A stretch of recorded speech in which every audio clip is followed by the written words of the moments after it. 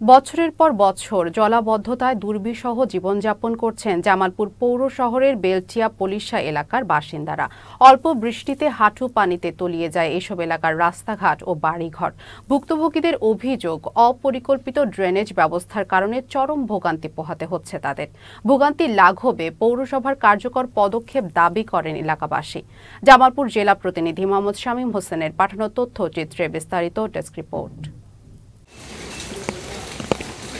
পলিশা থেকে police lines হয়ে গবাখালে পানি নিষ্কাশনের জন্য তৈরি করা হয়েছে ড্রেন। ড্রেনের পানি যে প্রধান ড্রেনে গিয়ে পড়ার কথা, সেটি এলাকার ড্রেনের চেয়ে উঁচু। এতে নিষ্কাশনের পরিবর্তে পানি উল্টো প্রবেশ করছে এলাকায়। অল্প বৃষ্টি হলেই ড্রেনের নোংরা পানিতে হাঁটু পর্যন্ত তলিয়ে যায় রাস্তাঘাট সহ ঘরবাড়ি। চলাচলের অসুবিধা সহ চরম ভোগান্তিতে দিন কাটছে মানুষের। ড্রেন যে হয়েছে আমাদের, এই যে ড্রেনটা হওয়ার পরে থেকে এই অবস্থা। কিন্তু ড্রেন দেওয়ার পরে তো আমরা কোনো সুবিধা পাই নাই। ড্রেনটা কি শুধু কি লোক দেখানোর জন্য হয়েছে, নাকি জনস্বার্থের জন্য, উপকারের জন্য করা হয়েছে? বৃষ্টির পানি বেরোর পানি রাস্তাটা ড্রেন করার পরে আঙ্গরে যে বাসার ভিতরে পানি সমস্যা, বাথরুমের পানি, গোসলখানার পানি, ঘরের পানি। পৌরসভা থেকে ড্রেন হওয়ার আগে আমাদের এখানে পানি জমতো না, পানি হইতো না। ড্রেন হওয়ার পরে পৌরসভা থেকে আপনার ঘরে পানি জমে। এখন মেইন ড্রেনে পানি পড়তেছে, সেই মেইন ড্রেনটাই উঁচা। ওই মেইন ড্রেন থেকে পানি যে খালে পড়বো, সেই মূল ড্রেনটাই উঁচা। আমরা তো পানিতে, বৃষ্টি আইলে পানিতে ভাসি। এই ড্রেনের উচ্চতা কম হওয়ার কারণে আমাদের ড্রেনে পানি 2.5 ফিট অর্থাৎ 30 ইঞ্চি পানি অল টাইম আটকে থাকে।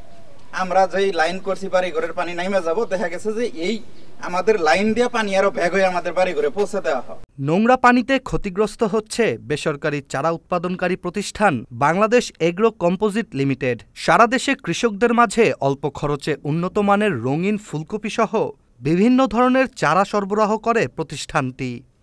আমাদের এই যে জনগণের কৃষকের চারা উৎপাদনের এই প্রতিষ্ঠানটি কিভাবে ক্ষতিগ্রস্ত হয়েছে এটা কল্পনা করতে পারবেন না। এখানে বিভিন্ন অঞ্চল থেকে দেশে বিদেশে সংগ্রহ করা বিভিন্ন সায়ানগুলো তো মারা গেছে, আপনারা দেখলেন অনেকগুলো গাছ মারা গেছে। এলাকাবাসী জানান, জলবদ্ধতা নিরসনে দিনের পর দিন কেবল আশ্বাসই দিয়ে যাচ্ছে পৌরসভা। যে ড্রেনটা করেছি, যে এলাকায় জলবদ্ধতা, এটা পুলিশ লাইনের যে ড্রেন আছে, এই ড্রেন থেকে ওটা ন্যাচারালি বাম দিকে ডাউন নিচু এলাকা। তো নিচু এলাকার পানি আসলে এদিকে পুরোপুরি আসবে না। তো আমাদের এখানে খালটা ড্রেনটা পরিষ্কার করলে, পুলিশ লাইনের ড্রেন পরিষ্কার করলে আপাতত এখানে পানি থাকবে না, হয়তো বা কিছুটা ময়লা জমে আমাদের খালটা ড্রেনটা ভরে গেছে। জলবদ্ধতা নিরসনে রাস্তা ও ড্রেনেজ ব্যবস্থার উন্নয়নে খরচ হয় 2,36,37,329 টাকা। জনগণের এ টাকায় জলবদ্ধতা নিরসন না হয়ে উল্টো ভোগান্তির কারণ হয়েছে বলে জানান ভুক্তভোগীরা। Ishtiaq Hossain, channel S news desk.